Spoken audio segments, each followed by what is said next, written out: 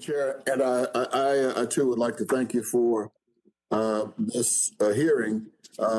It's a question that a lot of people are asking, probably many of us as we go throughout our districts. But let me start with you, Mr.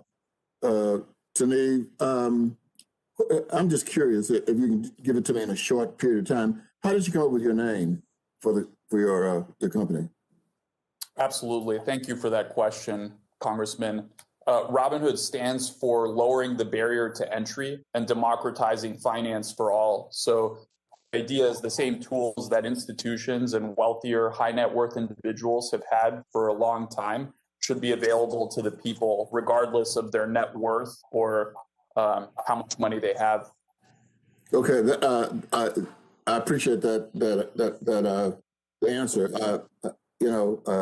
Because it's something I would also embrace. However, I have a 23-year-old on the other side of the house who I love dearly, but he has no training, no income, no qualifications. How in the world could he get like $1 million worth of leverage? Thank you, Congressman. So the leverage that we provide to our customers, which less than 3% of our customers actively use, is regulated strictly by requirements. So the only way to get that amount of leverage in a margin account through borrowing is to deposit a similarly sized amount of capital. Or by mistake. Congressman, I'm not sure what you're referring to. Well, I mean, there's a record of a young man getting $1 million worth of leverage. He was only 20 years old. So I'm just saying, if that's not a policy, that was an error. Congressman, I appreciate the opportunity to address that really important point. You're referring to Mr. Kearns. I am. The man who unfortunately passed last year. Yes. First of all, I'm sorry to the family of Mr. Kearns for your loss. The passing of Mr. Kearns was deeply troubling to me and to the entire company, and we have vowed to take a series of steps, very aggressive steps, to make our options product safer for our customers, including changing the customer interface, adding more additional options education, as well as strengthening and tightening the requirements for people getting options, and adding a live customer support line for acute options cases. So it was a tragedy, and we went into immediate action to make sure that we made not just the most accessible options trading product for our customers, but the safest as well. Okay, I asked that question. In my real life, I'm a United Methodist pastor, and so I've read your statement.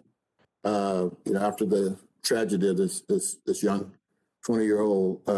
But I mean, and I don't think you nor I want to get in. I mean, to litigate that right here today. But what improvements did you make in the aftermath to your platform, or were there improvements? Thank you, Congressman. There were several improvements. One, we added the ability to instant exercise as well as exercise options positions in app. We clarified the display of buying power, specifically negative buying power, in situations where one leg of a complex multi-leg options transaction were to be assigned. We also added an options education specialist.